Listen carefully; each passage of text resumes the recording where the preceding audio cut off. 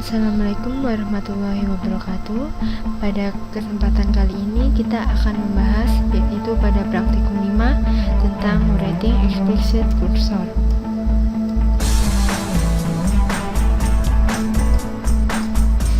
Objectivities atau tujuan dari pembelajaran pada pertemuan ini yaitu distinguishing between an implicit and explicit cursor, yaitu mengetahui perbedaan antara implicit dan explicit cursor. Kemudian mendiskusikan kapan dan mengapa kita menggunakan explicit cursor. Kemudian menggunakan PL/SQL record variable, dan yang terakhir adalah menulis cursor tentang cursor. Setiap SQL statement dieksekusi oleh Oracle server has individual cursor associated with. Yang pertama, implicit cursor, yaitu yang mendeklarasikan semua DML dan PL/SQL select statement. Kemudian explicit cursor, yaitu mendeklarasikan dan nama oleh programmer. Dan ini merupakan explicit cursor function. Cursor ini merupakan bagian aktif set dan tabel terdiri dari 100 dengan nama king, @press, 101 kohar @vp hingga misalnya sampai 140 patel istiqlal.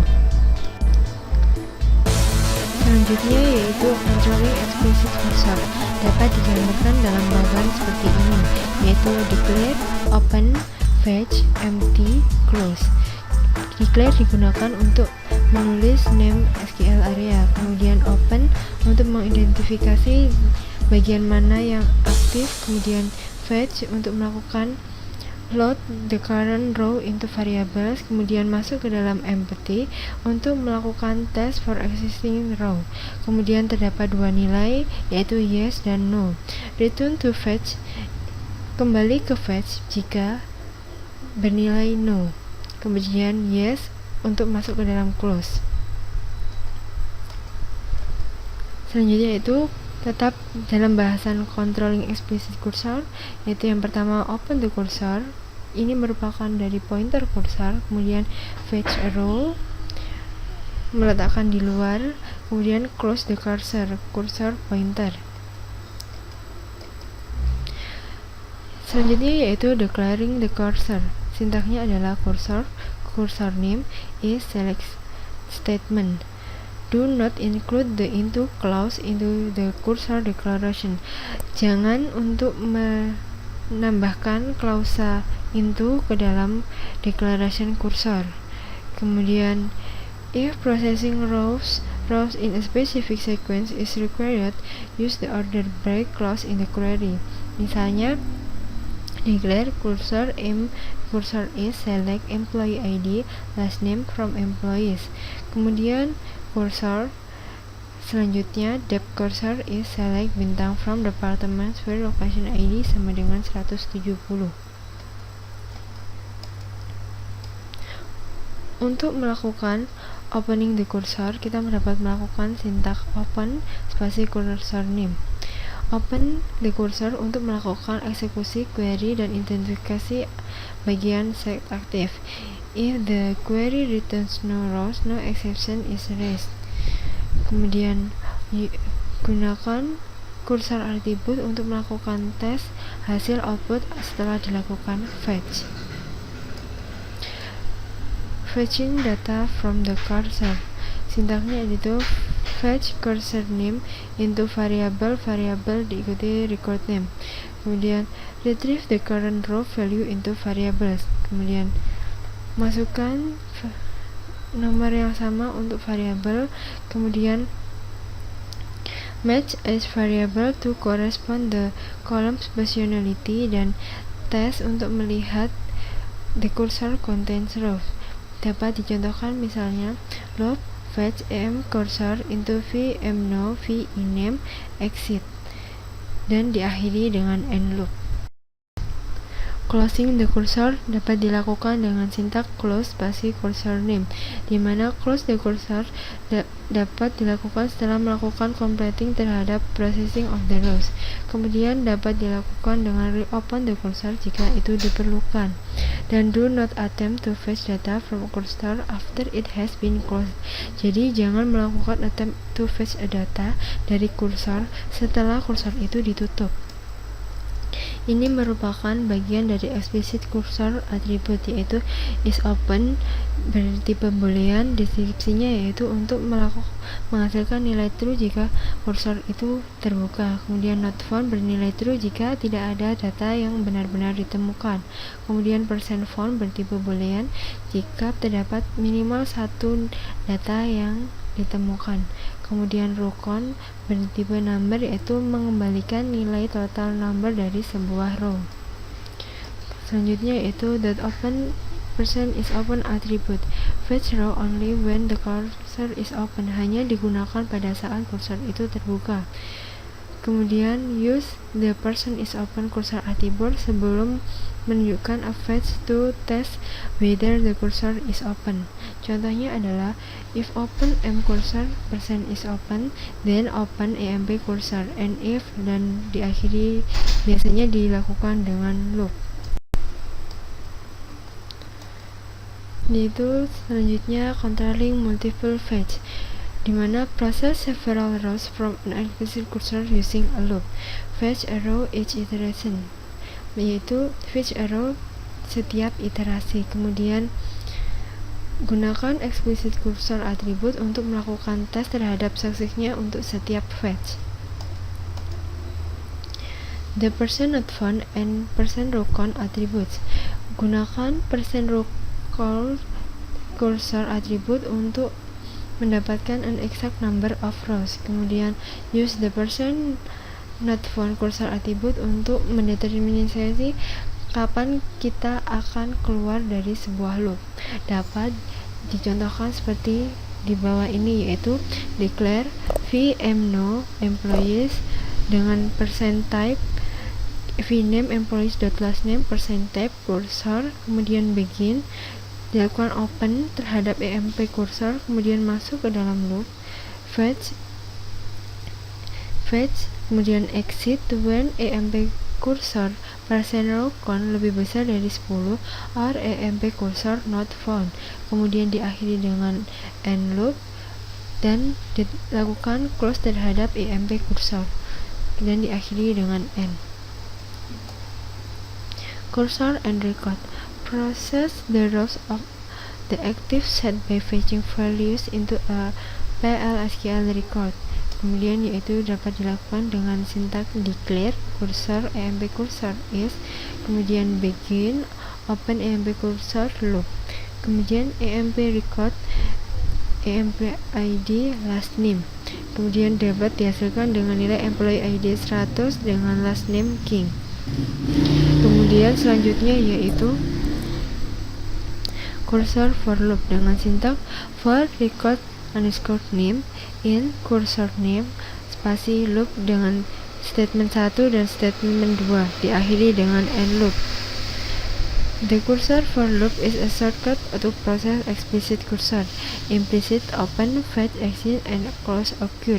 The record is implicit declare. Selanjutnya yaitu cursor for loops. Di sini akan melakukan print terhadap list of the employee yang bekerja sebagai sales department. Declare, begin, end, di mana di dalam begin yaitu for emp record in emp cursor loop, kemudian if emp record the department id sama dengan 80, kemudian end loop. Selanjutnya yaitu cursor for loop using subqueries, di mana no need declare the cursor, sehingga tidak membutuhkan declare dalam cursor. Di dalam sintaksnya yaitu menggunakan subquery, yaitu for emp record in select class name department id from employees dan diakhiri dengan loop. Selanjutnya yaitu exercise. Yang pertama itu Jalankan skrip berikut ini untuk membuat tabel baru dengan nama TopDocs yang menyimpan gaji salary dari pegawai. Create table TopDocs salary number 8,2. Kemudian soal yang kedua, buat program PL SQL untuk menyimpan data N pegawai yang memiliki gaji tertinggi. Misal N diinputkan nilainya 5, berarti menampilkan nilai 5 pegawai yang memiliki gaji tertinggi. Untuk keterangannya yaitu gunakan perintah define untuk menampilkan nilai N, lewatkan nilainya pada blok PL/SQL melalui variabel substitusi ISQL+. Kemudian jika dua pegawai memiliki gaji yang sama, maka nilai gaji cukup disimpan sekali saja. Ketiga, simpan nilai gaji dalam tabel TopDocs. Dan yang terakhir, uji program dengan memasukkan nilai yang tidak umum, misalnya N sama dengan 0 atau N lebih dari jumlah pegawai dalam tabel employees. Kosongkan isi tabel sebelum diisi dengan nilai gaji tertinggi. Untuk melakukan compile terhadap jawaban dari soal nomor 1, soal nomor 2, dan soal nomor 3 pada praktikum kelima ini, kita dapat menggunakan GUI dari command prompt. Kita dapat melakukan perintah SQL+, kemudian enter username-nya HR dengan enter password HR, kemudian kita melakukan eksekusi terhadap soal nomor 1 dengan cara membuat create table TopDocs salary number 8,2, kemudian kita melakukan eksekusi dan hasilnya adalah tabel created. Sedangkan untuk soal nomor 2 kita dapat melakukan query seperti ini, yaitu set server output on define N, simbol N is undefined. Kemudian kita mendeklarasikan VN yaitu variabel dengan tipe number sebanyak 3, kemudian vcell employees.salary percent type, kemudian masuk ke dalam begin, delete TopDocs open cell cursor, kemudian masuk ke dalam loop, diakhiri dengan end loop, kemudian end, dan dilakukan eksekusi. Maka hasil yang muncul adalah, misalkan kita ingin value for N adalah 5, maka out 10 exit when salary cursor percent row tab lebih besar dari sama dengan 5. Untuk selanjutnya yaitu soal ketiga ataupun dapat dikatakan soal terakhir, buat program PL SQL untuk menampilkan data pegawai, last name, salary, dan manager ID yang bekerja di departemen tertentu. Tentukan nomor departemennya, letakkan dalam variabel substitusi. Jika gaji pegawai kurang dari 5.000 dan jika manager ID sama dengan 101 atau 124, tampilkan pesan last name gaji perlu dinaikkan. Jika tidak, tampilkan pesan last name gaji tidak perlu naik. Ketikkan set as show off supaya tidak perlu menampilkan kode PL SQL setiap menjalankan program. Untuk praktikum selanjutnya, kita dapat melakukan di dalam command prompt, dan sebelum untuk melakukan coding terhadap SQL ini, kita dapat melakukan penulisan sintak di dalam notepad sehingga apabila terjadi kesalahan tidak mengulanginya lagi. Untuk sintaksnya adalah seperti ini: set server output on, define P department ID, kemudian dideklarasikan, masuk ke dalam begin, kemudian if employees underscore start salary kurang dari 5.000 and employees underscore start manager ID 101 or employee var.manager ID sama dengan 124, kemudian dilakukan pencetakan dengan menggunakan perintah dbms output.put underscore line, maka gaji perlu dinaikkan. Jika tidak, maka gaji tidak perlu dinaikkan. Kemudian end loop, kemudian diakhiri dengan end, dan kita dapat melakukan eksekusinya, yaitu where department di departemen ID, maka gajinya perlu dinaikkan. Cukup sekian untuk pertemuan kali ini, semoga dapat bermanfaat. Terima kasih. Wassalamualaikum warahmatullahi wabarakatuh.